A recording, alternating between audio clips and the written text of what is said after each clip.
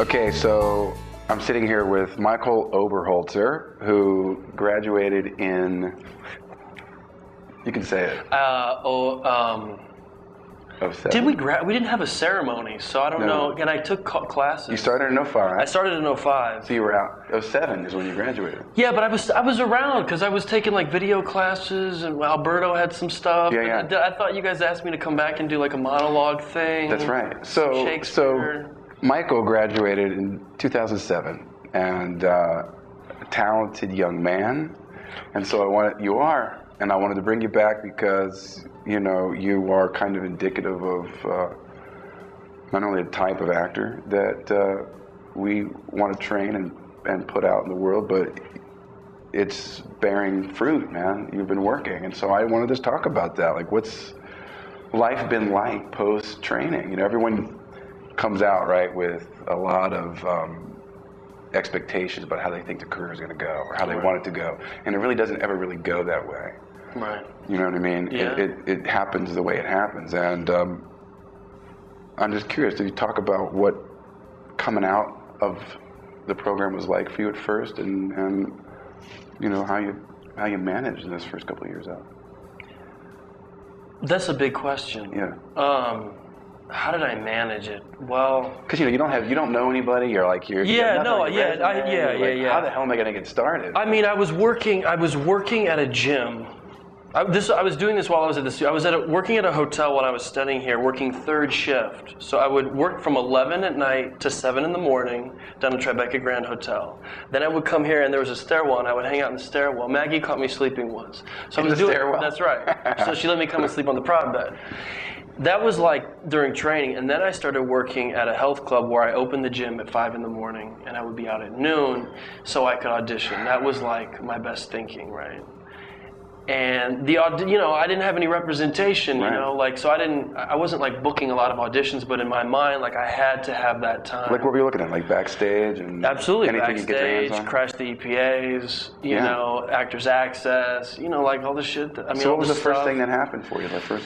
The first thing, like the first real thing, I guess, was Law and Order.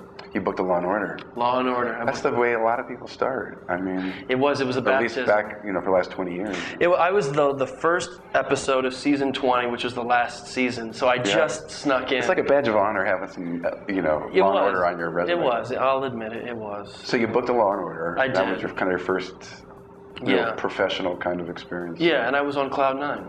What was it like being on set? I kind of had like a mini heart attack, I think. Actually, what I've told people is that my best work in that was just looking like I wasn't completely ecstatic to be there. Yeah. You know what I mean? Like I couldn't believe that I was. They put me in Sam Waterston's dressing room one day. And Sam Waterston has like a huge screen TV, and so I turned the TV on, and there's Sam Waterston in the show. It just so happened that it was on TV, and I'm watching him in this courtroom where I'm about to go do this scene. So I had like this moment where it was like holy, and but those are the moments that like you feel like you've arrived. Yeah. Because And so from there you've been working pretty consistently, haven't you? Well, I mean, I'm fortunate. I've been fortunate to book work steady. I wouldn't say like consistent. I would use the word steady only because it's like it's not consistent. It's right. Well, it never is really, right? I mean, right. Unless you're really fortunate. I mean, the movie that's coming out. I mean, that year was the longest year of my life because I tallied this up. I went on 96 auditions. I didn't book one thing. And that was in October, and if I didn't book that movie, I wouldn't have booked anything that year, and I wouldn't have known. I didn't have any idea what I was going to do. And this was you're talking about the last... This was last year. Last year, so that's already being out, 4 or 5 years pursuing your career. Yeah. It's a long stretch. How do you manage through that many auditions and still staying positive and still being able to do the work? Because you have to, otherwise... I honestly don't know how to answer that question. Right now, I guess you got to fall back on your training, right? It's always about the training. I mean, because somebody once told me, this manager that like never signed me, but she told me, she's like, being an actor is not about booking a job; it's about auditioning. And the moment you can understand that like your job is to audition and then you just keep doing it well, then you just book a job. But you know, and I'm sure you felt this way when you first came out, most actors, they pin everything on that one audition. Every single one they get, they walk in the room thinking, I gotta have this, and they come across really desperate and nervous because they stake everything on it. But you gotta think long term. It's about building relationships. It's about proving and showing that you are capable of doing good work so that they call you back.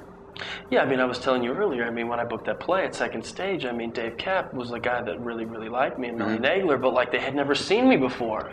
So it's like, you know, I mean... How can they trust you? Yeah, right? like, is he really, like, good, or is this just, like, a thing? Let's bring him back again. Well, okay, let's bring Carol in. She's the artistic director. Let's see what she says.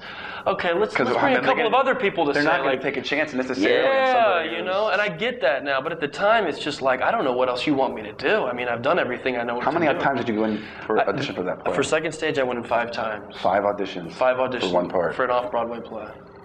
And, yeah, I mean, I booked the play in the end, which was a great thing. It was a great experience, and, you know, but... And so you ended up with good representation. You got I got a new agent out of that. Matter of fact, Maggie, there was a woman that was signing a lot of people, like at that time, like when I got out, and they just happened to be coming from Maggie's studio. So she reached out to Maggie and was like, hey, do you have any people like that are graduating that you think might work with me really, really well? And so she sent me over there, and you know, that was a whole process. I met with her, I auditioned for her, and then, you know, and then she was kind of like a manager, but not really. But you had somebody. I had first somebody. time you had somebody probably in your corner that was. Yeah. But in the beginning, for me, it was just really about like, you know, just trying to do the best work that I can do, you know, and it was overwhelming to try to incorporate all the training. I mean, to be completely honest, I mean, you know, we're talking about like jobs that I'm booking now and stuff like the stuff that I learned when I came here. A lot of it is sinking in just now. See, you like know, I couldn't be more honest. Like that's the truth. But you know, I'm sure we said it to you when you were here, and we say it to students all the time. It takes 5 to 10 years for your training to really solidify itself, and I'm probably sure there's probably still like light bulbs going on for you. Oh, and you go, oh, I get it now, or I get what she meant, I get what they're talking about. It's true. I mean, I know like a new student would not want to hear that because, you know, it's just this. Yeah, nobody wants to hear it. Nobody wants to hear that. That doesn't mean you're not going to work for 10 years. No, that's right. That's right.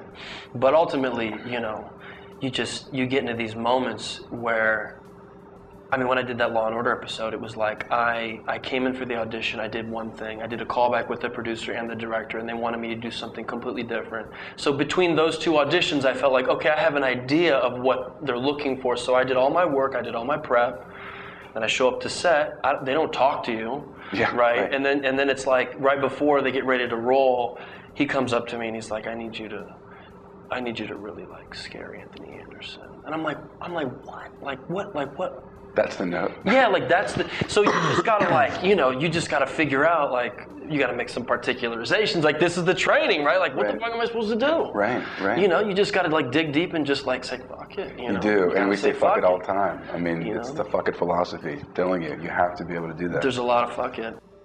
I'm curious if, you know, looking back now, you know, after 8 years and having been here and having gone through the type of training you went through, what sticks out to you in terms of memories? Like what, you know, everybody has those couple of classes, you know, or the one thing that you remember Maggie saying to you, you know, that just stuck, that kind of like that one class or that one moment where you're like, man, this is some deep stuff here.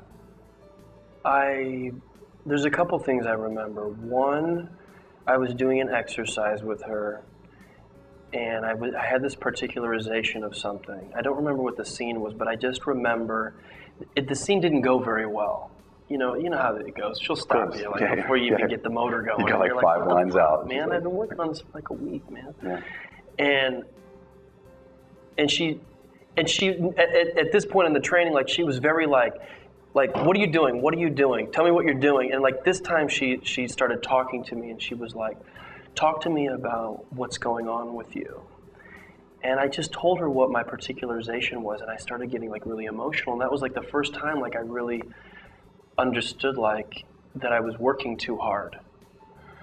Do you know what I mean? Course, like she absolutely. just knew how to ask me about, and she knew how to like hit this like thematic chord that I had that was attached to this sense of loss. You know, this sense of loss that abandonment. that I was working with, and I was trying it, but I was just working too hard for a result, and I just remember that moment, you know, and I remember when I had my exit interview with her, I asked her like, what if you could tell me like one thing like that I need to really work on, you know, and she just said, don't be general. Don't be general.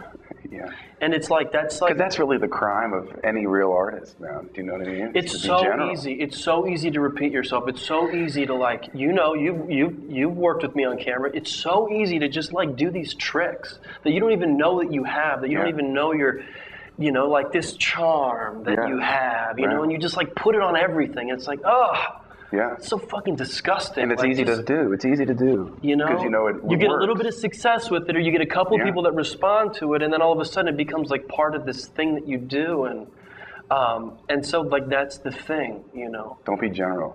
Don't I love be general. that because most actors come here because that's all they are is general. You're going to be general if you don't have craft, right? If you don't have technique, you don't have a way of working, right? You're in the film Delivery Man, which, was this the first feature film that you No. booked? Oh, so what did you do before that? Well, this is the first studio film. The first studio film. First studio So, with Vince Vaughn. That's right. And Colby Colby Smulders. yeah. And Chris Pratt. So he's a guy that, I guess, through like a sperm bank, right? Has a lot of That's right. children. So, that's right. In his 20s, this is a way for him to make money. stealing a lot of cups. Yeah. Well, and unbeknownst to him, they were taking that and then using it. He didn't realize that they were doing it. All of a sudden, you know, he's fathered 533 children. 178 of us have decided we want to form a class action and we want to meet him. And so the movie is about that, along with like kind of his own personal life and what he's going through. He has a girlfriend who's becoming a wife, who's becoming a mother, and the family thing. So it's like, So what's it like to be on a studio film like that with a major star? Because he is. I mean, you know, he bankrolls films, and what's it like to be on set and working under those kind of conditions? It was pretty awesome. I bet. It was, and I've been on other projects. Because you're coming to it at a time where you've got some experience. That's right. That's right. And I was actually one of the older kids. I wasn't cast older. We were all kind of in the same bracket, but But I was one of the older ones, and I had done a little bit more work, so I wasn't as like starstruck, and I wasn't as like, oh my God, I'm like on a set like this time. Right. You know, I've had those moments, and now this moment is like, you know, like let's work. You know, like let's figure this stuff out, and it was a great experience. I mean. You know, the director was great, man. He put me in the movie. I mean, if that's not, that was like, for me, right there. I mean, that was a big stamp right there of like, just hold on, just keep working. You know, he wants you in this movie. I mean, because then, you know, they told my agent, like, we love him, but he's not right for this part, you know, and then they called back and they're like, yeah, Ken wants to put him in the movie. I was like, oh, wow, like, okay. And we want him to improvise. So I got a chance to like. So there wasn't really a script per se? Or was no, and that was another thing. You talk about training. I mean, every time when I showed up to set, they would give me stuff like, so I had to like say stuff with Vince Vaughn, like, and I didn't see this stuff until like I showed up on set. Like, what would they do? They just give you like, here's the not only. No, well, they would give me a script. They would give me the script, like, you know, the sides. But it wasn't only just Vince Vaughn. It was 178 extras. So it was like you're working like, and all these kids are looking at you like. I want to say the line, so don't fuck it, you know, like, you know, so it's that anxiety of like, you know, it was weird, you know, but I messed up my first take, and Vince was like, no, don't worry about it, man. So I was like, oh my God, because I thought he was going to be like, where do we get this kid? Yeah, exactly. You know, you just feel like that, man. You don't want to biff, man, like that. Of course. But he was great, man. And like I said, Ken, the director, he couldn't have been better with me. Like one time he asked me like if I liked to take, and this was like with, you know, 60 of us, and I was like, I'd love to do it again. He's like, all right, you know, and so that little bit of assertiveness, you know, kind of carried me like creatively for a while. I'm just curious, you know, after 9 years, man, what the studio means to you. What did your 2 years here, you know, looking back, and your time here, and it's a hard work. What are your thoughts now? Well, to be completely honest, just to preface this, when I did the 6-week intensive, I came out here to do the 6-week summer intensive before the 2-year program. And after that 6-week intensive, Maggie, actually, no, that's not true. Before the 6-week intensive, Maggie was like, I met with her and she said, listen, I don't really take students as young as you. It's not really my. How old were you when you? I was, 22. 22, and I just was like, you got to take me. I got to do this. I want to do this. And so she kind of just said, okay, and then after the 6-week intensive, I feel like she saw a little bit of talent, that maybe needed to be tilled a little bit. And so she asked me, she's like, I think you should stay and do this program. And so I felt really privileged and honored that the work that I was able to scratch was enough for her to kind of say, you know what? So in that sense, that's important to me. You know what I mean? She has always been. I didn't appreciate or really fully grasp it until relatively recently, what I was given here. You know what I mean? Because we focus on craft, we focus on scene study, we focus on present moment, all this stuff that's as an actor, you don't get those opportunities to just sit with material just and dig in. Those moments are really few and far between in my experience.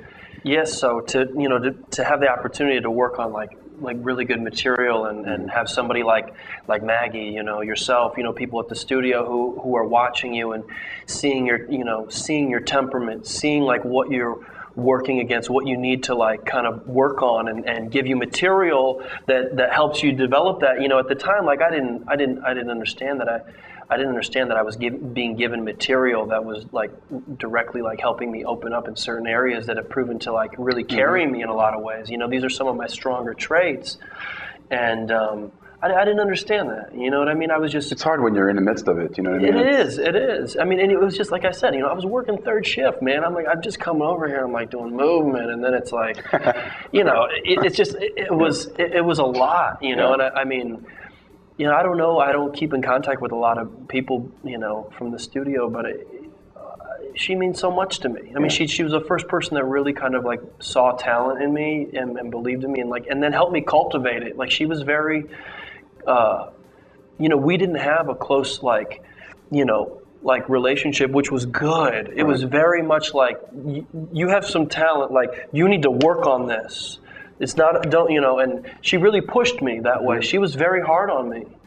And it took me a long time to really kind of find my own voice and find my own set of tools and integrate the technique that I learned here with my own temperament and just know that I have prepared enough, I've worked enough, and now I can just, because you get worked hard as you should. Yeah, it's a hard program, right?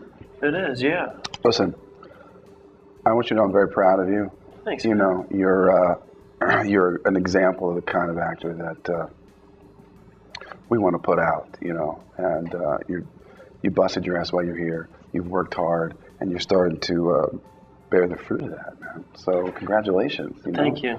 Enjoy I mean, and I'm the career that you're building for yourself. Thanks, man. I appreciate it. And I'm really humbled that you you wanted to get my experience about this stuff. I mean, this. I wouldn't really be where I am without my training,